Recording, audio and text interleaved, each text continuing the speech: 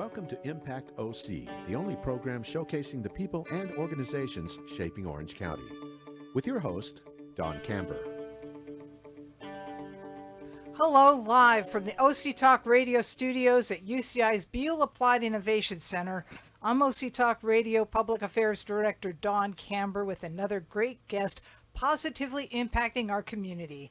Today I welcome the Dayle McIntosh Center Housing Liaison Marisol Johnson. The United Way OC recognized her among the 2024 Unsung Heroes of the Year for her hardworking heart, dedicated to fighting the homelessness crisis with her tireless work in the community. Celebrating 47 years as Orange County's only independent living center, the mission of the Dayle McIntosh Center, also called DMC, is access and equity by and for people with disabilities and older adults. The organization was founded on advocacy for accessibility in 1977 and has been serving a growing population. Thank you, Marisol, for being on Impact OC. Thank you, Don, for having me. Marisol, I understand the DMC partners with people with disabilities and older adults to address their current concerns and basic independence living needs to achieve personal goals toward maximum independence. Please explain the kinds of disabilities people have that the DMC helps with accessibility and how your programs and services benefit the community, individuals, and families coping with the impact of a newly acquired disability. Thank you, Don. We actually service all types of disabilities. We have different departments that sometimes specialize in a particular disability. And we have multiple services. We have so many services available that includes from age 14 to 24. That would be the youth group, where their goal is to teach young adults how to transition into adulthood. So learning independent living skills. We also have the Aging and Disability Resource Connection, the ADRC, where we also focus more on seniors 60 plus. And there's so many different departments in between those. One of the departments that I have my heart is housing. So for housing, we have different services that we offer. So anyone that wants to learn more about housing, we do have a housing workshops. We have 3 of them in total. We have 2 per month. The first one is how to be document ready. Because with housing, it's pretty much, let's say there is a affordable unit available, the landlord will send a notice to maybe 10 different people, and whoever turns the application with all the documents ready, they get the unit. So it's very important to be document ready. We also have budgeting for housing, where we want you to maintain your housing, not only find your housing, but maintain it. So learning how to increase your income, decrease your expenses, and how to go about that. We also have the housing options workshop, where you learn about different housing opportunities in Orange County that you could apply for. One of the things that I'm very happy that we are actually partnering up with Cat Ultima, where we actually help individuals that are Cat Ultima members move into either a room to rent or a affordable housing unit or a market rate apartment. And we help them with the deposit, the first month's rent, even if they need help putting their things in boxes and movers, we help with that. A lot of the people that we help are unhoused, so a lot of them don't have furniture. They don't have nothing at all. So we also help with that. And then one of the things that I'm working on right now is the community initiative program, where I try my best to teach housing providers how to be more disability friendly and inclusive, because our goal is to teach everyone in Orange County how to make their services inclusive and disability friendly, so they could help more the disabled community. What types of disabilities are we talking about? We're talking about everything. We don't ever turn anyone away. If they disclose that they have a disability, we'll work with them. We'll try our best to assist them in any way we can. If we notice that individual needs more hands-on assistance, then we know that there's an organization in Orange County that could best assist them. We direct them to them. We refer them out because we acknowledge that sometimes we could help and sometimes we can't, and then somebody needs additional support. If there's somebody else that could do it, oh good. Like we just want those individuals to get help. Can you explain the kinds of disabilities people have? Yeah.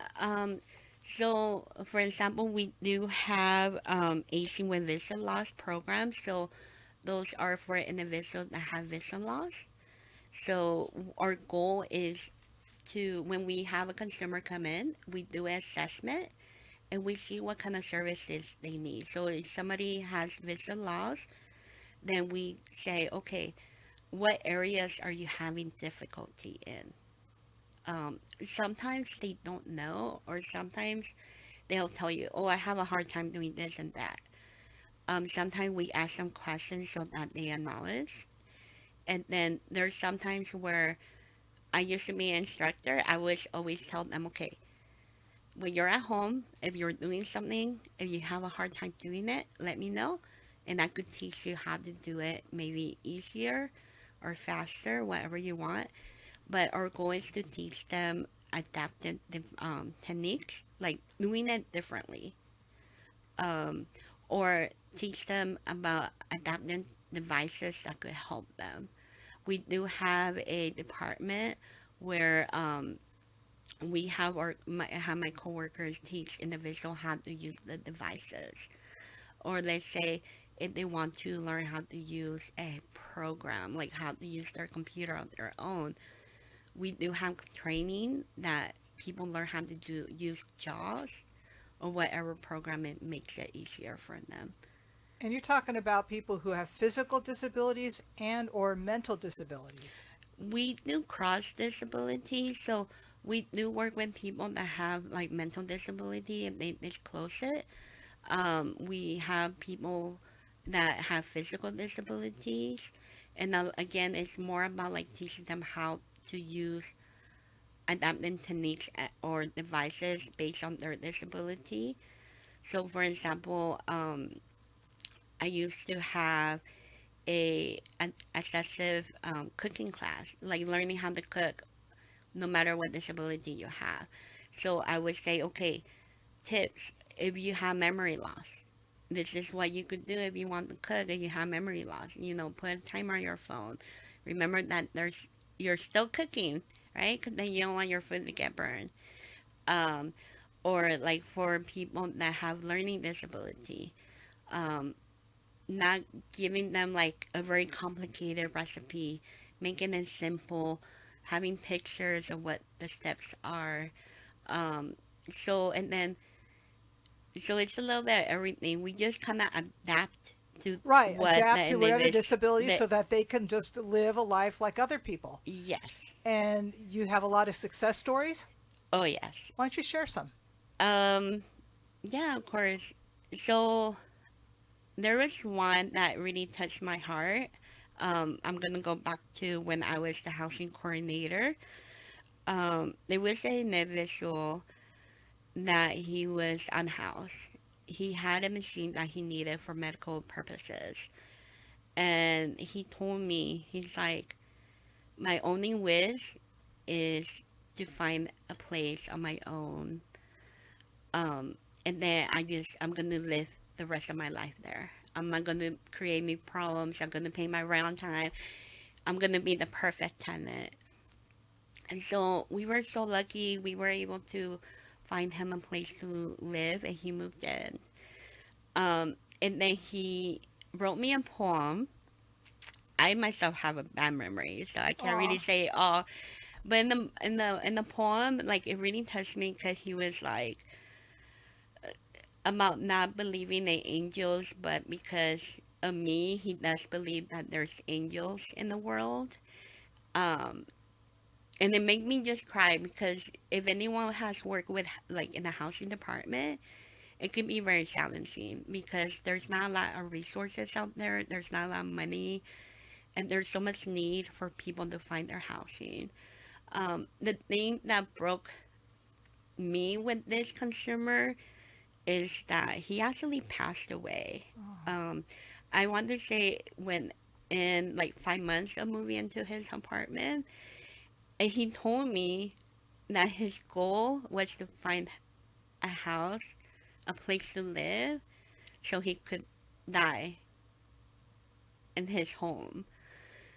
So it actually happened. So it was very heartbreaking because he was a wonderful man. Like a lot of people that I connect with in regards to housing, they're wonderful people. They just something happens that don't allow them to pay rent and they get behind.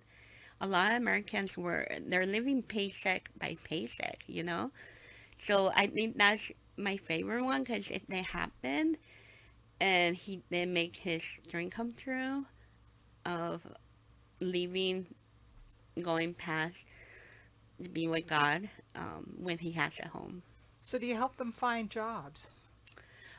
We used to, not no more. I know when I was the independent living instructor, like I would do like mock interviews and I would help them, but we usually redirect that to like the Department of Rehab so they will be able to help. With the growing senior population, talk about the Aging and Disability Resource Connection.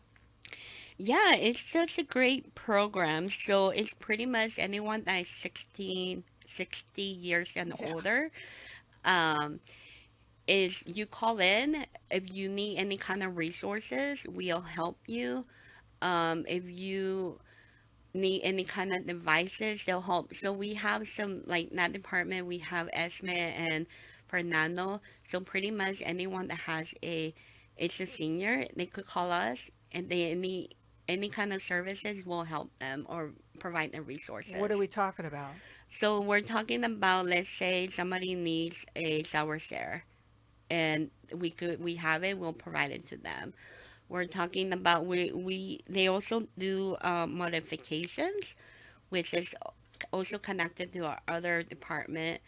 So pretty much we have a department where if you want a unit to be modified to be accessible, either it will go through Esme or Fernando so they could modify the unit, or it will go to Anna Ivan so that they can modify depending on the funding. And then if they're seniors. Talk about community transitions. Yeah, so community transition, I actually used to do that department too. I've been at DMC for a long time, so I have experience in different departments. So for transitional services, what our goal is to remove somebody that is in the skilled facility for 90 days or more back into the community. So they do need to be 18 years or 18 to 61 years old for them to qualify. And our goal is to help them apply for a net voucher. That's pretty much for non-elderly voucher where we work with the Orange County Housing Authority and we work together for them to get the voucher, and then with the voucher they only pay 30% of the rent, and then we look for that we help look for the apartment, we furnish our apartment, we make sure that if the individual needs any kind of health assistance that we get them with like a nurse, or if they say they need a caregiver, we assist with that. We also make sure the unit is accessible to meet their needs. We set up transportation, like for them to make sure they go to their doctor's appointments or go from the nursing home to their new apartment. So it's a very great program. So the whole point is people with disabilities to live independently, and you do your best to make it happen. Correct. And, That's the goal. and then you may make the home adaptive to whatever their disability is. Yes. Give us some examples of how you're able to do that. So we do have funding. One of them is with Cal Ultima, um, and then Dignity at Home as well. So our goal is when somebody comes to us and they need some kind of modification, we do like an assessment of what they need. Um, a lot of that is, it has to do with a lot of experience. So like for example, when somebody comes and they have a certain disability, we already know how their unit should be, and then we try to make that happen. Sometimes an individual has multiple disabilities, so there's going to be multiple modifications in the unit. So again, it's more about like assessing what the individual needs. Can you give us an example of someone in that situation? Yes. So for example, if somebody uses a wheelchair, we could install a roll-in shower. So remove the existing shower and then like put one where somebody could just like go into the shower without having the barrier of the bathtub, not having to step over that little bathtub wall. And then, of course, the kitchen is adapted to them. We do try our best. I know we do have a limited funding on that. There's certain situations where, like, for example, like maybe something needs to be lowered down or wheelchair accessible, where you could actually put your wheelchair under the counter. For me, I have more experience in regards to the bathroom area because that's where we get more requests. What are the requirements for someone to get services from you? They have to have a disability.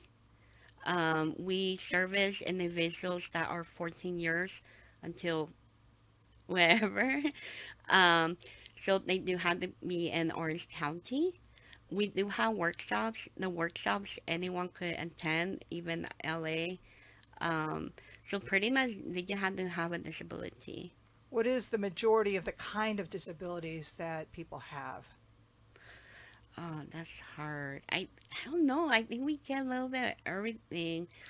Are the Um, majority of them in wheelchairs per se? They have mental disabilities. They have multiple disabilities offhand. I want to say there's people that have multiple disabilities, because a lot of the disability are hidden.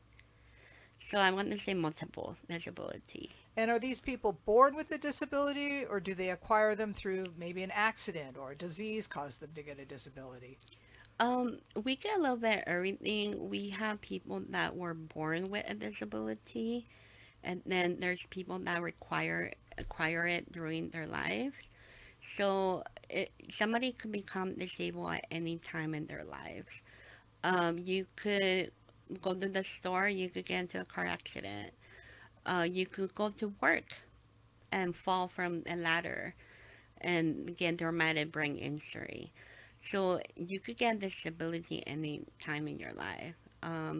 Also, like you can become diabetic. A lot of people don't know that being diabetic is actually having a disability. So it's you could acquire it anytime, and that's why like I always encourage people like, hey, even if you don't think a law or a policy does not affect you, think about it in the long term because we're all getting older. I know that as we age, our vision's not going to be that great. Our hearing's not going to be that great. So those laws that are going to be passing could affect you in the future. So I do encourage anyone that if there's a law out there, this is the advocacy in me, is that please work for things that will help people with disabilities. Because again, you could get one anytime. Also, you might know somebody that has a disability, and they might just not disclose it to you. How can people help you? You were saying before we came to air that there's volunteer opportunities. Yes, so we have a volunteer department. It's run by Stephanie, and she's doing such a great job. We already have some volunteers assisting us. But if you are interested in making a difference in the community, in the disabled community, please connect with us because we are looking for volunteers. We will be happy to hear from you.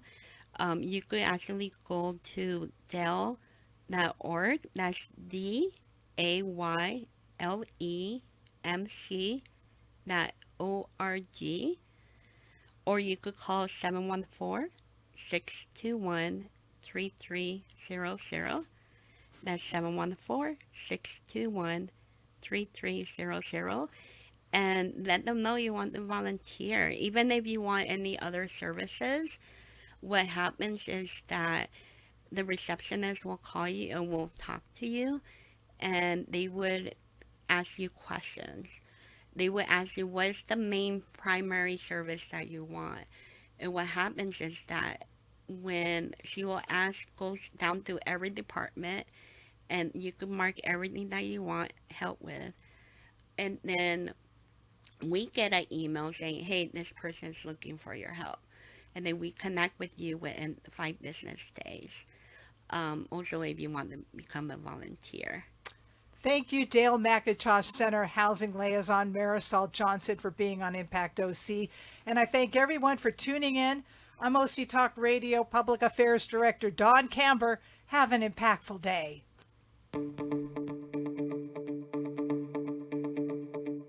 You've been listening to Impact OC, the only program showcasing the people and organizations shaping our community.